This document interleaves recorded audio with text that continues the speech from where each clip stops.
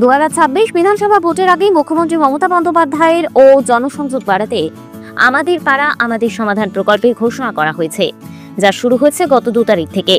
3টি করে বুথ নিয়ে এক একটি ক্যাম্প, প্রতিটি বুথের জন্য নির্ধারিত 10 লক্ষ টাকা। যে টাকা দিয়ে এলাকার যে সমস্ত ছোট ছোট কাজ বাকি রয়েছে সেই সমস্ত কাজ করতে পারবে এলাকার সাধারণ মানুষ।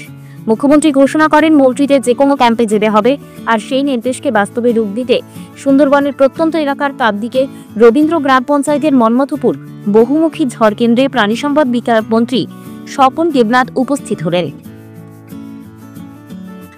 সঙ্গে কাকদ্বীপের ভূমিপুত্র বিধায়ক মন্টুরাম পাখিরা এবং পঞ্চায়েত সমিতির সভাপতি মদন মোহন হালদার, মহকুমা শাসক, ব্লক সমষ্টি উন্নয়ন আধিকারিক উপস্থিত ছিলেন।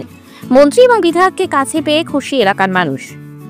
দক্ষিণ 24 পরগনা থেকে গোপাল শীলের report, DN news Bangla. Kanyashree বিশ্ববন্দিত, স্বাস্থ্যসাথী বিশ্ববন্দিত, এআরটি অর্থাৎ আমাদের প্রাণী সম্পদ বিকাশ দেশের সেরা।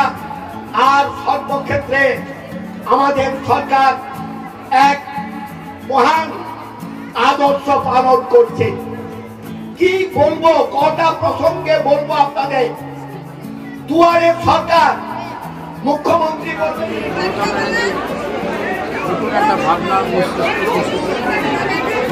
বন্দ্যোপাধ্যায়কে আমার শ্রদ্ধা এবং প্রণাম জানাই যে এখানে এসে দেখলাম যে ব্লকের রবীন্দ্র পঞ্চায়েতে আজকে 209, 211 সভা হচ্ছে। তারা বিভিন্ন প্রস্তাব এখানে দিয়েছে, তাদের গ্রহণ করা হচ্ছে। সেই একই সাথে দুয়ারে সরকারের কাজ হচ্ছে এবং সাধারণ মানুষের প্রচুর উপস্থিতি এই বৃষ্টি বাদল উপেক্ষা করে যা মায়েরা উপস্থিত হয়েছে, এটা সত্যি মানুষকে গ্রহণ করেছে মনে করি এটাই আমাদের কাছে সত্যি। আমরা এসেছি আমাদের এখানকার যা উনি আছেন, যিনি সভাপতি আছেন, ওনার আছেন, জেলা পরিষদ, ভিডিও সকল।